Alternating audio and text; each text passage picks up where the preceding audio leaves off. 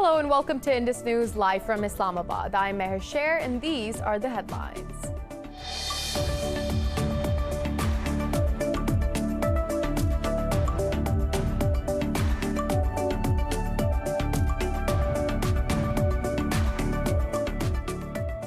Islamabad says international scrutiny of India's global disinformation campaign against Pakistan is underway. The Foreign Office says a European Parliament committee held a hearing on Delhi's disinformation activities following the release of the EU Disinfo Lab report. In a press briefing, spokesperson Zahid Hafiz Chaudhry said the world is taking India's misuse of platforms seriously. He said by observing the Republic Day of India as a Black Day, the Kashmiris sent a message to the world that they have not and will never accept India's occupation.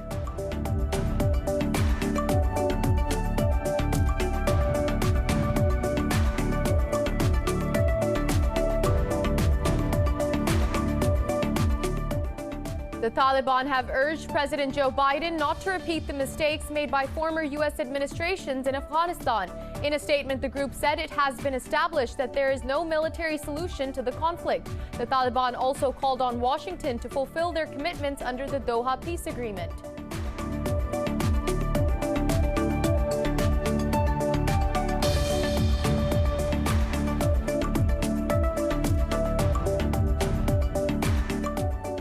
Leaders of 16 Indian opposition parties have boycotted President's address to the parliament on January 29th.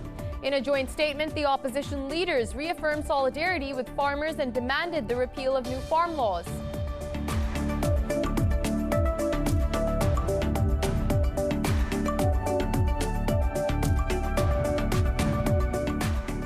China says Taiwan is an inseparable part of the country and warned that its independence will mean war.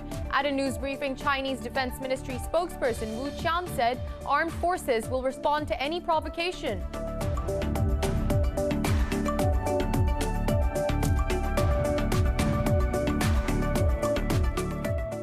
Brazil has registered more than 1,200 new COVID-19 deaths and 63,000 cases overnight. The nationwide tally of cases is approaching 9 million. Meanwhile, Britain and European Union's row over AstraZeneca vaccine continues as Brussels rejected that the UK has first claim on doses produced at local plants. In Pakistan, more than 1,900 people tested positive and 64 lost their lives in the past 24 hours. This has pushed the nation's death toll over 11,500. Globally, the virus has claimed 2 million lives and infected more than 100 million people.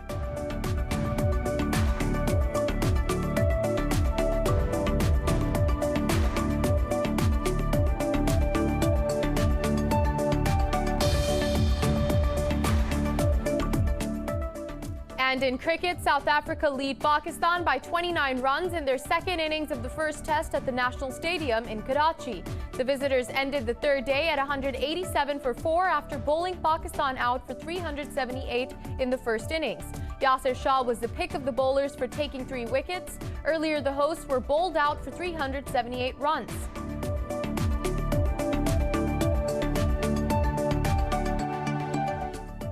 Well, those were the headlines. More news in detail after a short break. Stay with us.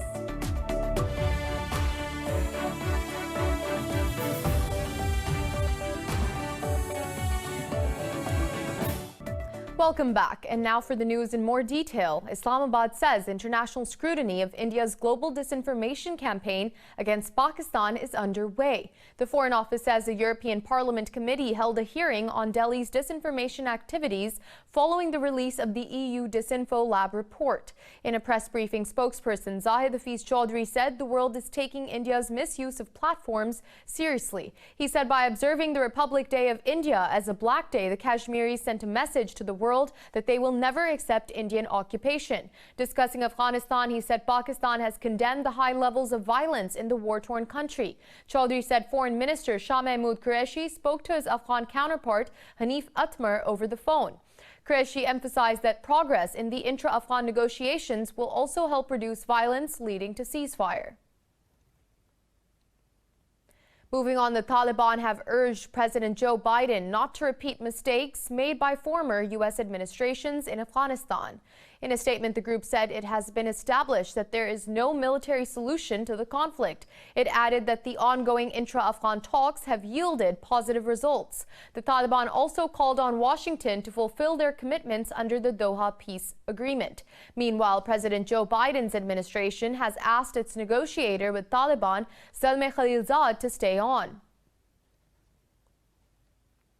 Now, China says Taiwan is an inseparable part of the country and warned that its independence would mean war. At a news briefing, Chinese Defense Ministry spokesperson Wu Qian said armed forces will respond to any provocation. The spokesperson said the military activities in Taiwan Strait are necessary to address the security situation. He added they are a solemn response to external interference and provocations by independent forces. Wu said a handful of people in Taiwan are seeking the island's independence, and those who play with fire will burn themselves. This follows a U.S. push for Taiwan sovereignty in violation of its agreement with Beijing to abide by the One China policy. And the U.S. has paused the $8 billion weapons sale to Saudi Arabia and the UAE authorized by former President Donald Trump. Talking to reporters, Secretary of State Antony Blinken said a review of the deal aims to ensure it advances U.S. strategic objectives. Blinken termed the move routine procedure for any new administration. Talking about Yemen, Blinken said the ongoing conflict and violations by warring sides have caused a severe humanitarian crisis, which is why he said the previous administration's call for sanctions on Houthis is being reevaluated. And so it's vitally important, even in the midst of this crisis, that we do everything we can to get humanitarian assistance to the people of Yemen who are in desperate need. And what we want to make sure is that any steps we are taking do not get in the way of providing that assistance. Speaking on Iran, he said Washington will rejoin the 2015 nuclear deal only if Tehran resumes complete compliance with the pact. And now moving on, the Iraqi army says it has killed 7 ISIS militants, including 3 group leaders, in a counterterrorism operation in the north. In a statement, the military said the terrorists were killed in a gunfight in Kirkuk city's Al-Shai Valley. It said several terrorists detonated themselves in their shelters after the raid. Earlier, the Iraqi forces in Kirkuk also foiled ISIS attacks and arrested 2 operatives on Wednesday. In 2017, Iraq declared victory over the terrorist group who overtook a third of the country in 2014. But in recent months, suspected militants have stepped up attacks, particularly between Kirkuk and Diyala province. Moving on, at least 16 people have been killed and several others wounded in 3 separate bomb blasts in Somalia. The military says a bomb targeted a vehicle carrying military personnel near Balad, Middle Shabelle. In a statement, the military said 12 soldiers and 2 civilians were killed in the attack. It said after the bombing, a gunfight broke out between the army backed by the African Union peacekeeping mission and militants. The Al-Qaeda-linked Al-Shabaab group has claimed responsibility for the attack. Meanwhile, a blast in a restaurant killed a soldier and wounded at least 5 civilians in Dinsur in the southwestern Bay region. Over in the capital, Mogadishu, a bomb blast killed a civilian and wounded 2 others. Now, Brazil has registered more than 1,200 new COVID-19 deaths and 63,000 cases overnight. The nationwide tally of cases is approaching 9 million. Meanwhile, a Britain and European Union row over AstraZeneca vaccine continues as Brussels rejected that the UK has first claim on doses produced at local plants. Globally, the virus has claimed 2 million lives and infected more than 100 million people. More on the coronavirus pandemic in the following report. As the world's fight against the coronavirus pandemic continues, the Global COVID Performance Index has ranked New Zealand, Vietnam and Taiwan as top 3 for successfully handling the outbreak.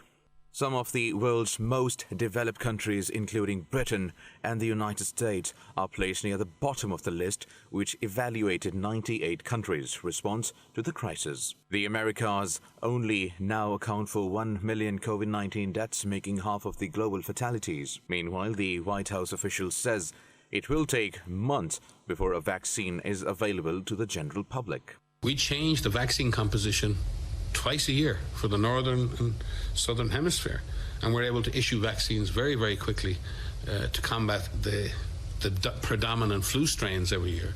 So there's no reason, even down the line, if this virus evolves to a point where our vaccines begin to lose effectiveness, we can adapt those vaccines. And I believe we can adapt those vaccines quickly. AstraZeneca is set to produce more than 90 million coronavirus vaccine shots in Japan. Over in Europe, the EU has demanded Oxford's drug maker to spell out how it will supply the bloc with reserved vaccines amid a deadlock in crisis talks. Meanwhile, a study found that Pfizer's vaccine appeared to lose only a small bit of effectiveness against the new variant first found in South Africa. The World Health Organization says vaccines can be adopted to new variants if they impact the effectiveness of vaccines. We're facing two constraining factors. The first is getting enough supply quickly enough. And the second is the ability to administer the vaccines quickly once they're produced and sent out to the sites. We are taking action to increase supply and increase capacity. But even so, it will be months before everyone who wants a vaccine will be able to get one. Australia has extended its suspension of quarantine-free travel with New Zealand as the latter detected the 2 cases of the newly found variant. In Lebanon, at least 20 people were injured in clashes after security forces opened fire on protesters in the Tripoli district north of the capital, Beirut. Lebanese took to the streets for a third day to denounce the deteriorating living conditions amid a strict lockdown to prevent the spread of the virus. Whereas in Pakistan, 64 people have lost their lives to COVID-19 over the past 24 hours. This pushes the country's death toll to 11,514. The health ministry says 1,910 new infections were detected overnight. Currently, there are more than 33,000 active COVID-19 cases in the country. The health ministry says out of over 539,000 infected countrywide, more than 494,000 have recovered. The ministry said over 243,000 cases have been detected in the Sindh province. Punjab has reported nearly 156,000 cases. In the capital city of Islamabad, over 41,000 people have been infected so far. Moving on, Palestine has welcomed U.S. President Joe Biden's announcement to resume diplomatic ties. Ramallah says Palestine's president and prime minister welcomed the move, which emphasizes U.S. support for the two-state solution. A government spokesperson said Palestine is keen to resume talks in line with UN resolutions and international law. Ibrahim Milham said any solution that does not take into account Palestinian rights mandated by international laws will fail. In another development, the Palestinian leadership has condemned the demolition of a mosque in occupied West Bank by the Israeli forces. Israeli forces razed the mosque and several structures in the West Bank. And we'll be back with more stories after a short break. Stay with us.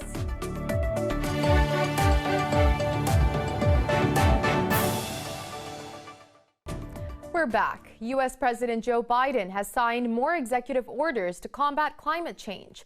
The dictates map out the direction for Biden's climate change and environmental agenda. They include the creation of new climate change positions and an interagency task force within the new U.S. administration. The latest actions also pause new oil and gas leases on federal land and cutting fossil fuel subsidies. The president emphasized the need for the U.S. to lead the global response to climate change. Just like we need a unified national response to COVID-19, we desperately need a unified national response to the climate crisis, because there is a climate crisis. We must lead global response, because neither challenge can be met, as Secretary Kerry has pointed out many times, by the United States alone. We know what to do. We've just got to do it. And the U.S. Homeland Security has warned of further potential attacks from domestic extremists like the Capitol Hill storming. In a statement, the DHS said a broad range of ideologically motivated actors could incite or commit violence. It said a heightened threat environment will persist for weeks after President Biden's inauguration.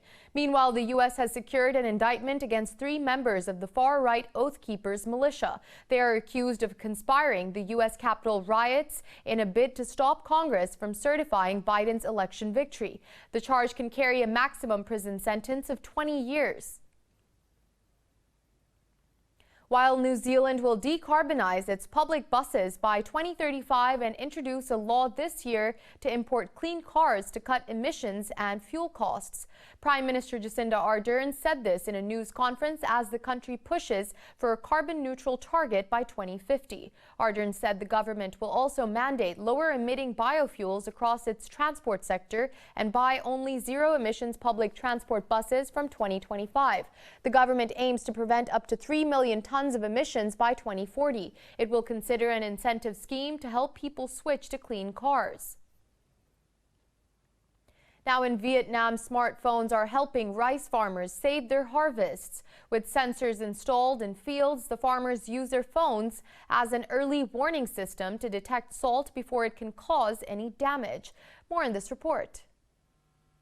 Vietnam is a country that has been hit hard by climate change. Heavier rainfall and rising temperatures have increased the risk of floods, typhoons and droughts. Rising sea levels have seen salt water leaching into paddy fields and severely damaging crops.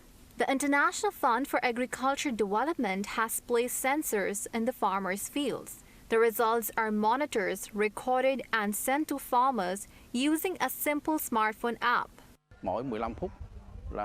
Every 15 minutes, a water sample is taken, and on the database of sensors, the data is transferred to the operation centers and analyzed. Indicators such as salinity, alkalinity, pH level, and tidal water level to notify people through the Ryan-Mekong application system.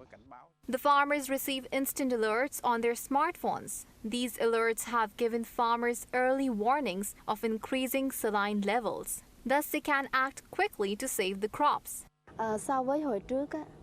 In the past, if our parents or we wanted to know if the water was salty or not, we had to taste it like this to decide whether to get water into the field or not. But nowadays, we can stay at home and still be able to collect water information. IFAD's new climate adaptation program aims to raise $500 million to help at least 10 million farmers adapt to climate change. Now, climate change has had a tremendous impact on the people of Burkina Faso. Drought has become endemic, while violent floods have forced thousands of people to find refuge. Additionally, violence and the pandemic has made the country the epicenter of the world's fastest-growing displacement and protection crises. More details in this report. In Africa's turbulent Sahel region, Burkina Faso has been hit hard by climate change. 1 out of every 20 people is internally displaced.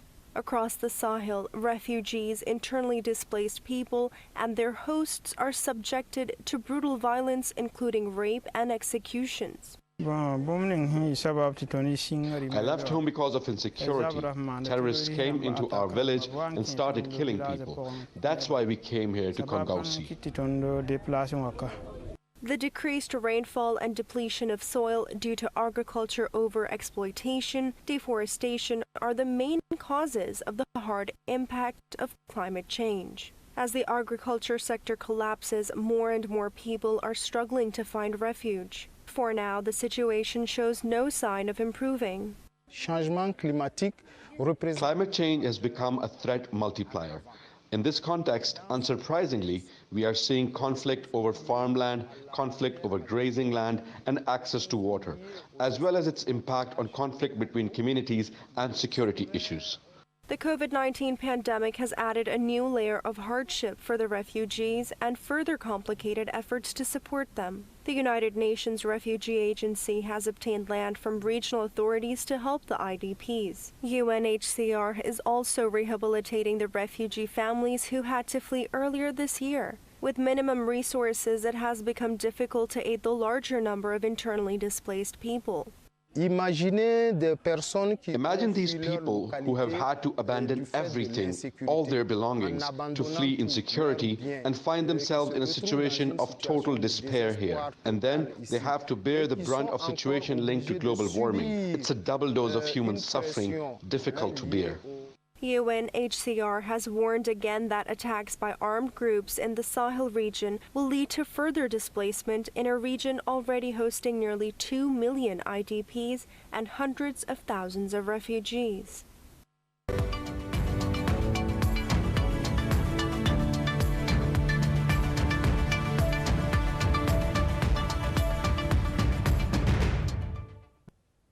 On to business. Apple has reported holiday quarter sales and profits that beat Wall Street expectations. New 5G iPhones helped push handset revenue to a new record and sparked a 57% rise in China sales. Apple's revenue for the quarter ended December 26 rose 21% to more than $111 billion. Earnings per share rose to $1.68 from $1.25. Sales of iPhones were $65.60 billion compared with estimates of $59.80 billion. They beat Apple's previous quarterly all-time high of $61.58 billion for the first quarter of fiscal 2018. The company also posted strong sales of its Mac laptops and iPads in the quarter. It was driven by consumers working, learning, and playing from home during the pandemic. Samsung Electronics has posted a 26% rise in its operating profit in the fourth quarter of 2020 from a year earlier. The company says the increase was led by strong memory chip shipments and display panel sales. In a statement, Samsung said its operating profit in the quarter rose to over $8 billion. It said the company's revenue rose 3%. Meanwhile, the Seoul-based tech giant said it expects its overall profit to weaken in the first quarter of 2021. The forecast comes despite expected solid demand for its mobile products and data centers in business. Now, European stocks have dived as global markets react to a sharp sell-off on Wall Street. The Pan-European Stock 600 and Frankfurt DAX have plummeted close to 2%. London's FTSE and Italy's FTSE MIB have shed over 1%. In Paris, the CAC 40 has slipped nearly 1%. Earlier, Asian stocks also tumbled, with all major regional bourses shedding more than 1.5%. For the latest updates, you can follow us on social media at indus.news.